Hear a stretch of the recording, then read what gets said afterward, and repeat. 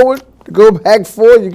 You know. Gotta play. It's a game we're playing. We're trying to get the lead. We want to take over. We're playing chess once we sign. Yes. You know, when I signed up to fight Norton, Holmes, Jimmy Young, all those guys, we're playing with each other. Mm-hmm. I'm trying to get the edge. You're young. Yeah. You're young. He's trying to get the edge on me. Now, Holmes was really angry with me, and I understand it. Let me tell you why. What was all that about? Because Larry Holmes grew up the hard way. He was a sparring partner to Joe Frazier. He was a sparring partner to Muhammad Ali, right? And he worked the hard way. He came up. He didn't get no breaks. Back rooms. He didn't get no breaks. Mm-hmm. And then here I come, this guy, and I had I love people, so I was attracted to that, and people were attracted to that, and then they kind of got me in there. See, I had a struggle with management and the promoters because Really? I wouldn't sign with a certain promoter, so they weren't going to give me any work. Okay. They were not going to give me the experience I needed so that when I got in there with Holmes, I could be more successful. Okay. So I had to do it the other way, and I was a young kid, and plus I had a management team that wanted the big payday, right? You let the production team take over. They want the money. Mm-hmm. And so I look back on it, and I was really shameful all my years that I didn't get the Witherspoon, some of the other guys that were there available for me so that I could be more prepared. But now, looking back on life and the fight game, I'm grateful for my God that looked out for me and didn't give me those fights where I may be struggling today. Well, you might not have asked me to come on the show today. We're going to go beeline because we're both lefties. Watch you bro. I'm on the right side, bro. Well, I'm right but here. They can help you there. I'm right here. And it can help you. I'm going to say this here. We have an organization called JAB that you work closely with. JAB is not my thing. Fist was my thing, and it's shut down. I'll tell you what happened. No, explain to them why and what does FIST stand for.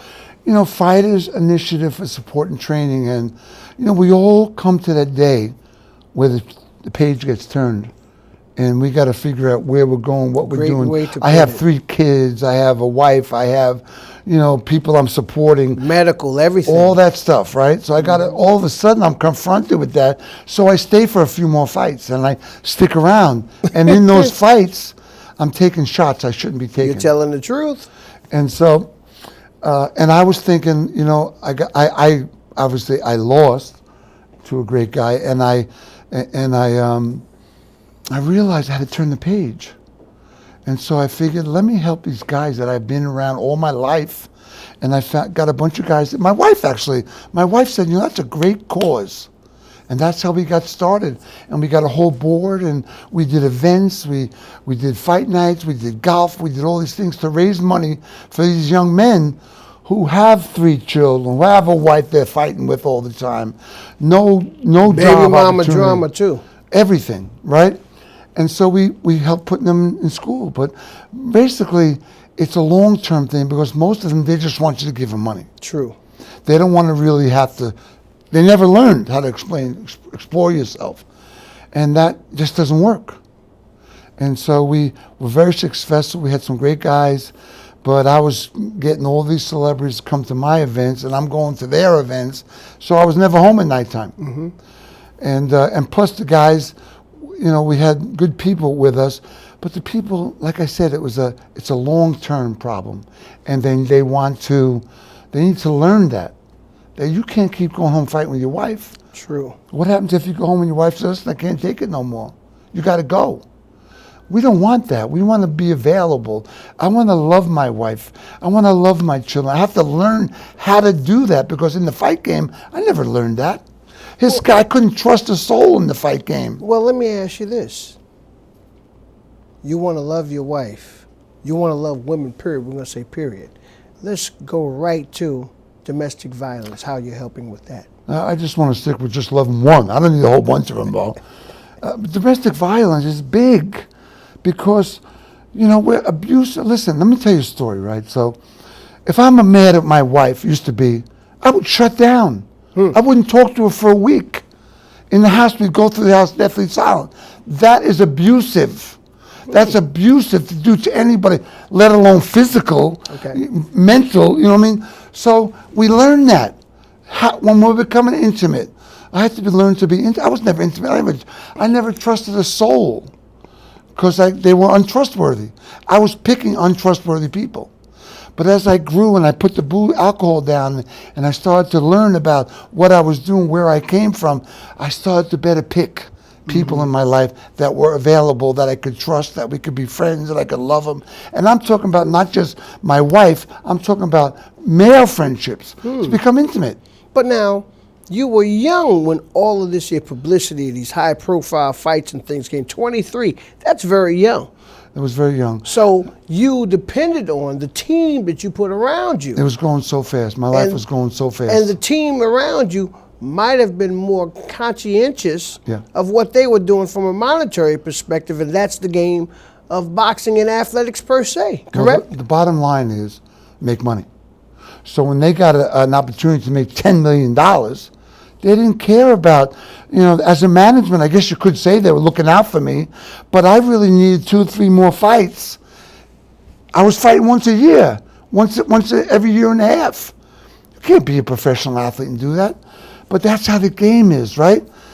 It's changing now. Listen, look at Bob Arum. Bob Arum signs an Olympic kid.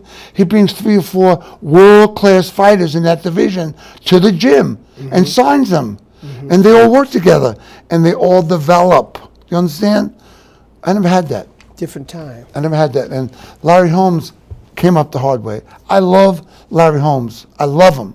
About a month after we fought and I lost, I was in Atlantic City. He came up to me. He took me. He said, "Come on, Joe, let's talk a while." And he told me about the business and about what went on and what's going on. And he freed me up. And we've been friends ever since. I do his events. He does my events. I love that man.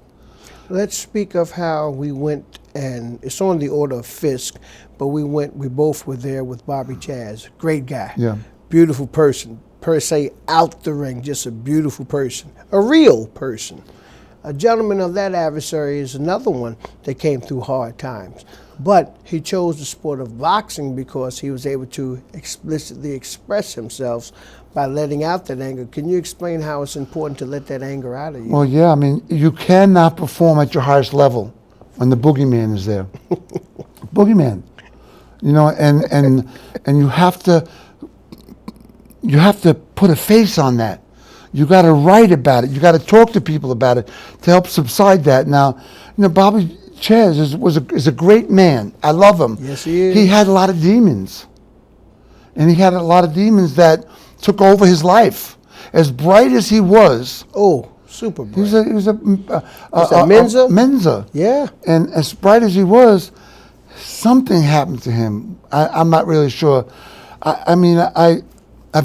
tried to help him a lot of times. I brought him to an auto body shop, not an auto body shop, a company, Autoland, is in Union County.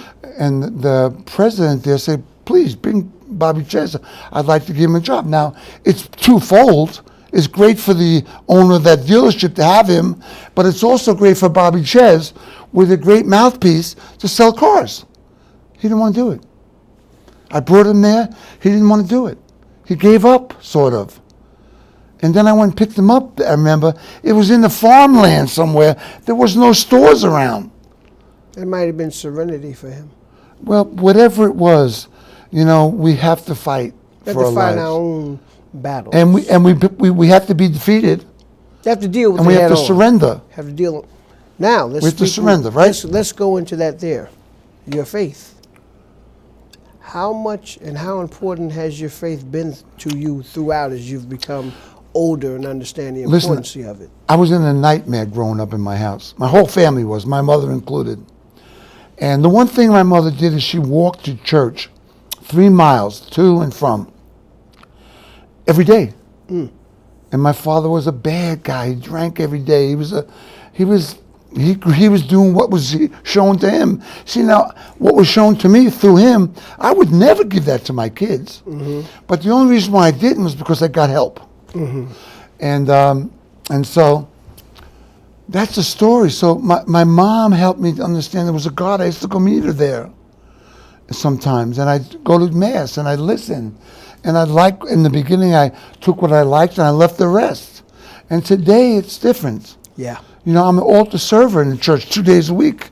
I don't know if you know what that is, but I go and help the priest wash his hands. I give him the blood and the bread. Really? Yeah, and it's the most powerful thing.